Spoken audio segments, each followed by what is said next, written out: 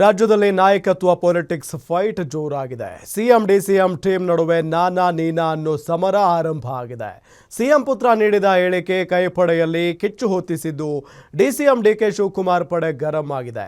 ಇತ್ತ ಸಿಎಂ ಕುರ್ಚಿ ಖಾಲಿ ಇಲ್ಲ ಎನ್ನುವ ಮೂಲಕ ಸಿಎಂ ಬಣ ತಿರುಗೇಟು ಕೊಡುವ ಕೆಲಸ ಮಾಡಿದೆ. ಹಾಗಾದ್ರೆ ಹೇಗಿತ್ತು ಸಿಎಂ ಡಿಸಿಎಂ ಟೀಮ್ನ ಸಮರ? ಡೀಟೇಲ್ಸ್ ಇಲ್ಲಿದೆ. ನಾಯಕತ್ವ ಪಾಲಿಟಿಕ್ಸ್ ನಲ್ಲಿ ನಾನಾ ನೀನಾ ಸಮರ.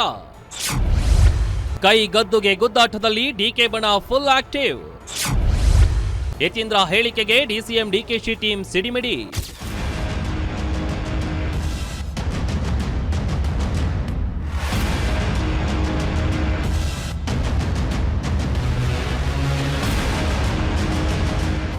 ರಾಜ್ಯ ಕೈಪಾಳ್ಯದಲ್ಲಿ ಸಿಎಂ ಸ್ಥಾನಕ್ಕಾಗಿ ಸಿದ್ದರಾಮಯ್ಯ ಮತ್ತು ಡಿಕೆ ಶಿವಕುಮಾರ್ ನಡುವೆ ತೆರೆಮರೆಯಲ್ಲಿ ನಾನಾ ನೀನಾ ಸಮರ ಶುರುವಾಗಿದೆ. ಪವರ್ ಶೇರಿಂಗ್ ಫೈಟ್ ವಿಚಾರಕ್ಕೆ ಸಂಬಂಧಿಸಿದಂತೆ ಡಿಸಿಎಂ ಡಿಕೆ ಡಿನ್ನರ್ ಮೀಟಿಂಗ್ ಮೂಲಕ ಸಿಎಂ ವಿರುದ್ಧ ತೊಡೆ ತಟ್ಟಿ ನಿಂತಿದ್ದಾರೆ. ಆದ್ರೆ ಸಿದ್ದರಾಮಯ್ಯ ಮಾತ್ರ ತಮ್ಮ ಪಟ್ಟು ಬಿಡ್ತಿಲ್ಲ. ಆದ್ರೆ ಸಿಎಂ ಪರ ಮಗ ಬ್ಯಾಟ್ ಬಿಸ್ತಿದ್ದಾನೆ. ಇದರಿಂದ ಸಾಮಾನ್ಯವಾಗಿ ಡಿಸಿಎಂ ಬಣದಲ್ಲಿರುವ ಶಾಸಕರು ಸಮಾಧಾನದ ಕಟ್ಟೆ ಹೊಡೆದಂತೆ ಕಾಣ್ತಿದೆ.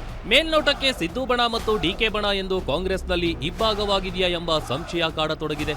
ಈ ಬಗ್ಗೆ ಡಿಸಿಎಂ ಡಿಕೆ ಶಿವಕುಮಾರ್ ನಮ್ಮಲ್ಲಿ ಯಾವುದೇ ಬಣವಿಲ್ಲ, ಕಾಂಗ್ರೆಸ್ ಒಂದೇ ಬಣ ಎನ್ನುವ ಮೂಲಕ ಡಿಕೆಶಿ ಸ್ಪಷ್ಟನೆ ಕೊಟ್ಟಿದ್ದಾರೆ.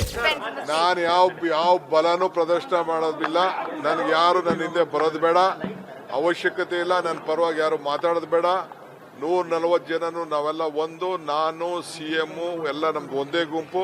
ಇನ್ನು ಒಂದೆಡೆ ಸಿದ್ದು ಪರ ಕೆಲವು ಶಾಸಕರು ಬ್ಯಾಟ್ ಬೀಸಿದ್ರೆ, ಮತ್ತೊಂದೆಡೆ ಸಿಎಂ ಪಟ್ಟದ ಮೇಲೆ ಕಣ್ಣಿಟ್ಟಿರೋ ಡಿಕೆ ಶಿವಕುಮಾರ್ ಪರ ಹಲವು ಶಾಸಕರು ಬ್ಯಾಟಿಂಗ್ ಮಾಡ್ತಿದ್ದಾರೆ. ಡಿಕೆ ಶಿವಕುಮಾರ್ ಕನಸು ನನಸಾಗುವ ಸಮಯ ಕೂಡಿ ಬಂದಿದೆ, ಡಿಕೆ ಶಿವಕುಮಾರ್ ಸಿಎಂ ಆಗುವ ಸಮಯ ಹತ್ತಿರ ಬಂದಿದೆ ಎನ್ನುವ ಮೂಲಕ ಸಿದ್ದು ಬಣಕ್ಕೆ ಕೌಂಟರ್ ನೀಡಿದ್ದಾರೆ.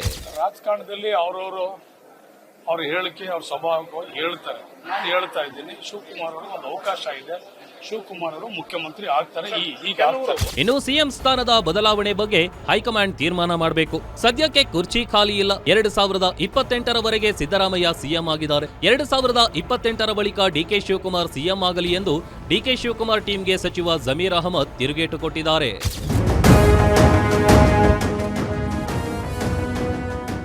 ರಾಜ್ಯದಲ್ಲಿ ದಿನದಿಂದ ದಿನಕ್ಕೆ ಪವರ್ ಶೇರಿಂಗ್ ಫೈಟ್ ಜೋರಾಗ್ತಾ ಇದೆ. ಬೆಳಗಾವಿ ಅಧಿವೇಶನದ ನಡುವೆಯೂ ಸಿಎಂ ಡಿಸಿಎಂ ಪರ ಇರೋ ಶಾಸಕರು ಸಚಿವರ ಹೇಳಿಕೆಗಳು ಸಮರಕ್ಕೆ ಕಾರಣವಾಗಿದೆ. ಒಟ್ನಲ್ಲಿ ಬ್ರೇಕ್ಫಾಸ್ಟ್ ಮೀಟಿಂಗ್ನಿಂದ ಎಲ್ಲವೂ ಸರಿ ಹೋಯಿತು ಎಂದುಕೊಂಡಿದ್ದ ಹೈಕಮಾಂಡ್ಗೆ ಇದೀಗ ಹೊಸ ತಲೆನೋವು ಶುರುವಾಗಿದ್ದಂತೂ ಸತ್ಯ.